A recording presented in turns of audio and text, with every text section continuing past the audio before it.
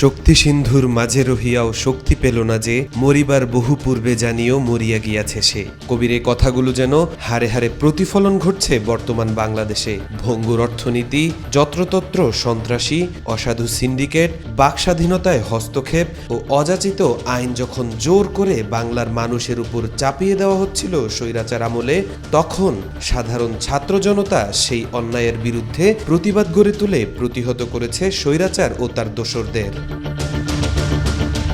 তারপর থেকেই সুবিধাবঞ্চিত সাধারণ মানুষ আশায় বুক বেঁধেছে প্রকৃত স্বাধীন সার্বভৌম বাংলাদেশ দেখার আশায়।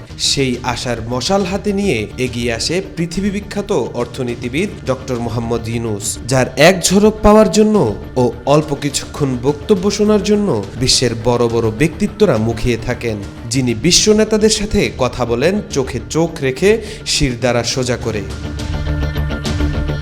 বর্তমান বাংলাদেশের প্রধান উপদেষ্টার এমন ব্যক্তিত্ব থেকে, যেখানে বাংলার মানুষের উচিত ছিল এটা শিখা যে কিভাবে বিশ্বের মানচিত্রে বাংলাদেশকে এক অনন্য উচ্চতায় নিয়ে যাওয়া যায়, সেখানে আমরা করছি তার উল্টোটা।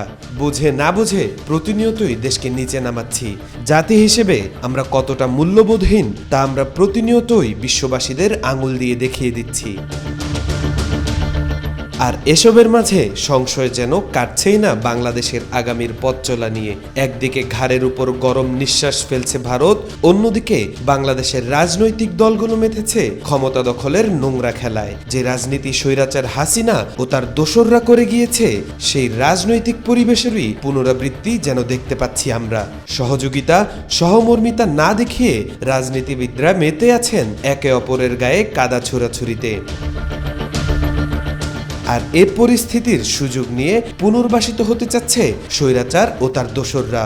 শুধু তারাই নয়, একদল অসাধু লোক শুরু করেছে চাঁদাবাজি, টেন্ডারবাজি, জমি দখল সহ আরো ঘৃণিত কাজগুলো। ফলে জুলাই পরবর্তী সময়ে যেখানে আমাদের ইতিহাস লেখার কথা ছিল, সাফল্যের ইতিহাস যদি এভাবেই চলতে থাকে, তাহলে সাফল্যের গল্পের পরিবর্তে হয়তো লিখতে হতে পারে ব্যর্থতার ইতিহাস।